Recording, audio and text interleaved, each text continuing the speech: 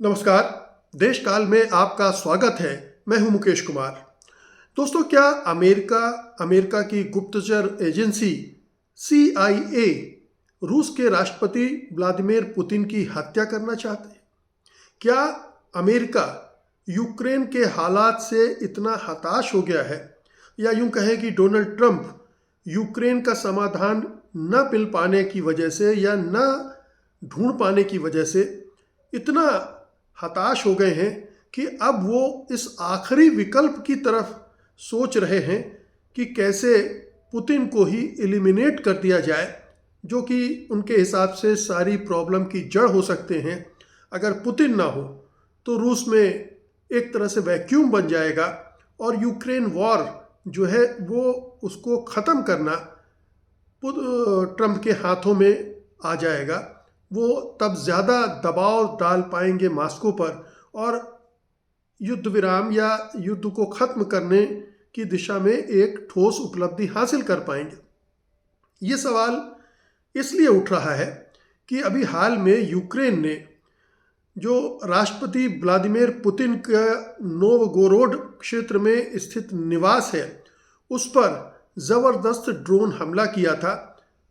91 drone का attack किया था। ये ऐसा रूस की तरफ से दावा किया गया था। रूसी विदेश मंत्री सर्गेई लावरोव ने कहा था कि वो इस हमले के सबूत भी अमेरिका को देंगे और इसे उन्होंने कीव के द्वारा किया गया हमला बताया था।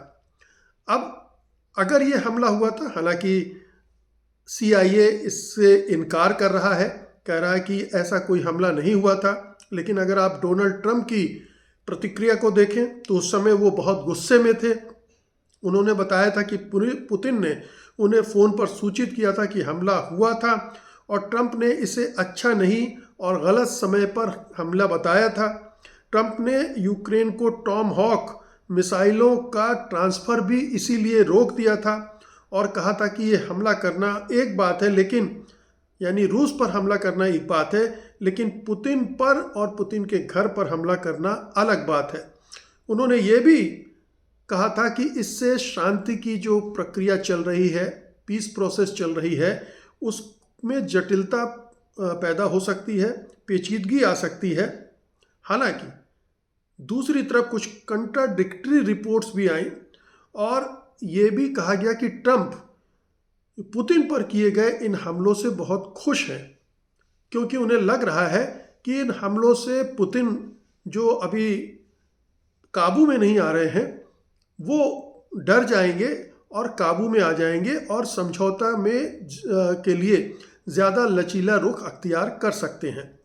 या ये भी उनकी खुशी की वजह हो सकती है कि दरअसल वो चाहते हैं कि पुतिन को एलिमिनेट कर दिया जाए, उनको हटा दिया जाए, मार दिया जाए, ख़त्म कर दिया जाए, परिदृश्य से गायब कर दिया जाए और तब जैसा मैंने शुरू में कहा कि उनका रास्ता आसान हो सकता है। अमेरिका ये एक ज़माने से करता आया है, इसलिए इसमें किसी को हैरत भी नहीं होती।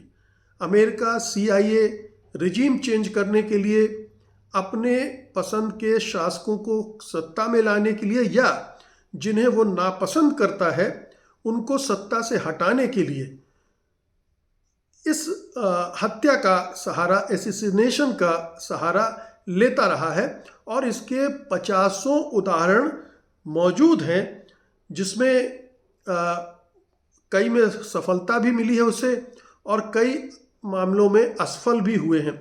हाल में आपने देखा होगा कि ईरान के बहुत सारे अधिकारियों को टारगेटेड ढंग से एलिमिनेट किया अमेरिका ने, जिसमें जो एक बड़ा नेता थे सेना के, ईरानी कुद्स फोर्स के कमांडर कासिम सुलेमानी, उनको 3 जनवरी 2020 में बगदाद में जो इराक में है, ड्रोन से हमला करके मार डाला था।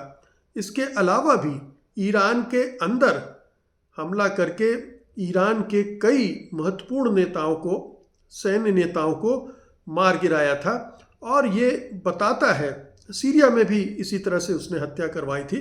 तो ये बताता है कि अमेरिका की ये पॉलिसी रही है इसे वो गलत नहीं मानता है, बल्कि खुलकर इसको, हालांकि सार्वजनिक रूप से इसे स्वीकार नहीं करेगा, जाहिर है कि उससे उसकी इमेज खराब होती है, लेकिन दुनिया जानती है कि वो इस तरह के हथकंडे इस्तेमाल करता रहा है। बहुत सारे उदाहरण उसकी असफल प्रयासों के रहे हैं, जिसमें लीबिया के नेता मुअम्मर कद्दाफी को 1986 में मारने की कोशिश की गई थी हवाई हमले के ज़रिए। सद्दाम हुसैन को 2003 में मारने की कोशिश की गई थी। इसी तरह से जो अफ़गानिस्तान में एक कमांडर थे अहमद शाह, उनको 2005 में अमेरिकी सैनिकों ने मारने की कोशिश की थी। ईरानी जनरल अब्दुल रज़ा शाहलाई को 2020 में ड्रोन हमला करके मारने की कोशिश की गई थी। कुछ और बड़े प्रयास हैं जिनके बारे में आपको जानना चाहिए, जिनमें क्यूबा के नेता फिदेल कास्त्रो हैं, जिन पर पता नहीं कितनी कोशिशें अमेरिका ने की उनकी हत्या करने के लिए। कई प्रयास किए, जहर युक्त सिगार दिया गया, जहरीला सिगार उनको दिया गया, कई विस्फोटक करवाए गए, लेकिन वो क्यूबा के तत्कालीन राष्ट्रपति फिदेल कास्त्रो को मारने में नाकाम रहे। ये बहुत बड़ी नाकामी CIA जैसी एजेंसी की रही है कि क्यूबा जैसे छोटे से देश पर इतने प्रयासों के बाद भी उसे कोई सफलता नहीं मिली। कांगो के नेता पैट्रिस लुमुम्बा को मारने की कोशिश की गई थी। राफेल डुजिलो, जो कि डोमिनिकन गणराज्य के नेता थे, उनको मारने की कोशिश की गई थी। दक्षिण वियतनाम के नेता थे एन्गो दिन डिएम, उनको 1963 में उनका तख्ता पलट का समर्थन किया था, लेकिन हत्या में सीधे शामिल नहीं हुआ था, लेकिन ये माना जाता है कि वो उसमें शामिल ही था। इसी तरह से चिली सेना के कमांडर रेने श्राइडर के अपहरण की योजना भी CIA ने बनाई थी, और जो इंडोनेशिया के बड़े नेता थे सुकार्नो, उनके खिलाफ भी इस तरह का खेल अमेरिका ने खेलने की कोशिश की थी। तो अमेरिका का एक इतिहास रहा है, वो जहाँ भी जो भी देश उनको माफिक नहीं बैठता है, उसे वो वहाँ अस्थिरता पैदा करने की कोशिश करते हैं। वहाँ पर ज़बरदस्त तरीके से जनता को भड़काकर, या जो भी रास्ते हो सकते हैं वहाँ की सत्ता को अस्थिर करके, या उस नेता की हत्या करवा के अपने हित को साधने की कोशिश करता है। अभी ईरान में ज़बरदस्त तरीके से प्रदर्शन हो रहे हैं, पहले भी प्रदर्शन होते रहे हैं, और ये माना जाता है कि इन प्रदर्शनों में हो सकता है कि वहाँ की जनता, वहाँ की जो रिजीम है, कट्टरपंथी रिजीम आयतुल्ला खामेनेई की, उनके खिलाफ भी उनका गुस्सा हो सकता है, होगा ही। और अभी तो वहाँ पर आर्थिक हालात और ख़राब हो गए हैं और लोग सड़कों पर निकल आए हैं।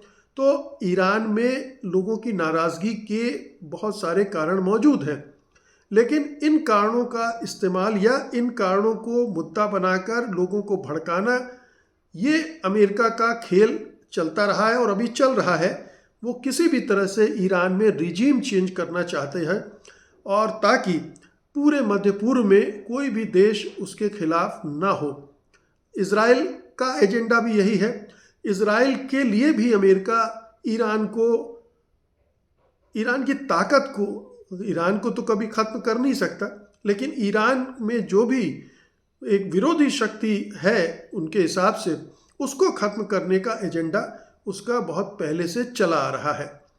सीरिया के राष्ट्रपति को किस तरह से असद जो थे उनको हटाने की तमाम कोशिशें अमेरिका ने की, इज़राइल ने की, उनकी हत्या करने के बहुत सारे अटेम्प्ट हुए, लेकिन कामयाबी नहीं मिली, और अंत में असद को देश छोड़कर ही जाना पड़ गया। ऐसे हालात बन गए थे, तो रिजीम चेंज वहाँ करवाने में अमेरिका कामयाब हो गया। अब वापस लौटते हैं कि पुतिन को टारगेट करके, हालांकि ये भी कहा जाता है कि पुतिन जो है अमेरिका के राष्ट्रपति ट्रंप के खासम खास भी हैं, यानी ट्रंप पुतिन को पसंद करते हैं। उनको वो इसीलिए उनके जो मुद्दे होते हैं या जिनकी शर्तें होती हैं या उनकी तारीफ भी करते हैं वो रूस से संबंध सुधारने की भी कोशिश कर रहे हैं। और ये जो यूक्रेन के साथ समझौते के लिए एक फ्रेमवर्क तैयार हुआ है, उसमें अमेरिका और रूस के बीच कई तरह के समझौते भी शामिल हैं। इस फ्रेमवर्क के तहत यूक्रेन के साथ जो शांति समझौते की पेशकश चल रही है।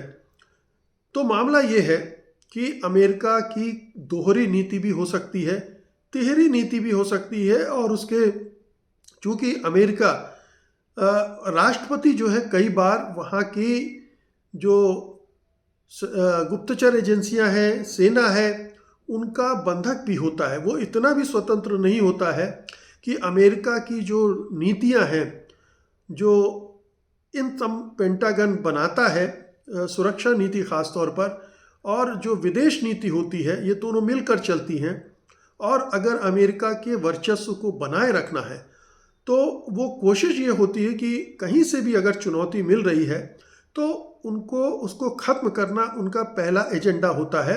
और इस समय चुनौती चीन से तो मिल ही रही है, लेकिन पुतिन और रूस भी जिस तरह से खड़ा है यूक्रेन के मामले में और दूसरे मामले में भी, वो भी एक चुनौती है। एक और खबर आई है, उसको भी इससे जोड़कर देखा जा सकता है कि बेलारूस के जो राष्ट्रपति हैं लुकाशेंको, उन्होंने कहा है कि उनके पास ऐसे इनपुट्स थे कि उन्हें 2023 में, मतलब पुतिन को 2023 में ब्रिक्स के समिट के दौरान मारने की कोशिश हो सकती थी, उनकी हत्या की साजिश रची जा रही थी। और उन्होंने ही पुतिन को कहा था कि आप वहाँ मत जाइए, आप कोई भी देश छोड़कर कोई भी हवाई यात्रा मत कीजिए। ये उन्होंने समझाइश दी थी। और फिर बाद में पुतिन ने अपना कार्यक्रम रद्द भी कर दिया था और वो खुद वहाँ नहीं गए थे। फिर उनके विदेश मंत्री लावरोव गए थे और इस तरह से ब्रिक्स की समिट में वो अनुपस्थित रहे थे। तो रूस अमेरिका को भली भांति जानता है। वो 1917 की अक्टूबर क्रांति से अमेरिका का रवैया देख रहा है। अमेरिका ने वहाँ के हर राष्ट्रपति को मारने की कोशिश की है, साजिशें रची हैं, लेनिन से लेकर और आखिरी गोरबाचोव तक। गोरबाचोव को तो मारने की ज़रूरत नहीं थी, क्योंकि गोरबाचोव तो आज अब ये भी माना जाता है कि हो सकता है गोरबाचोव CIA के लिए ही काम करते रहे हों और उन्होंने रूस का कबाड़ा निकाल दिया, उसका विभाजन हुआ, विखंडन हो गया, रूस सोवियत संघ नहीं रहा, रूस तक सिमट को कर रह गया। बहरहाल वो एक अलग चैप्टर है।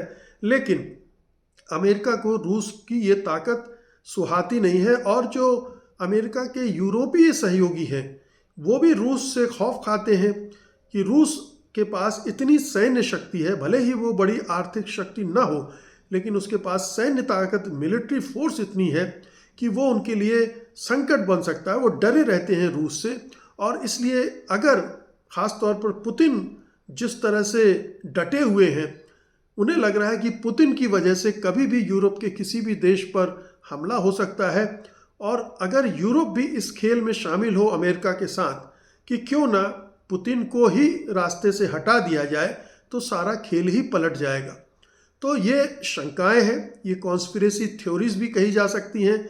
लेकिन चूंकि अमेरिका का इतिहास ऐसा रहा है, अमेरिका अतीत में भी इस तरह की हरकतें करता रहा है, कई बार कामयाब हुआ है, कई बार नाकाम हुआ है, लेकिन ये उसकी वैश्विक सामरिक और रणनीतिक जो सोच रही है, जो विज़न रहा है, उसमें इस तरह की चीज़ें वो आजमाता रहा है, अपनाता रहा है।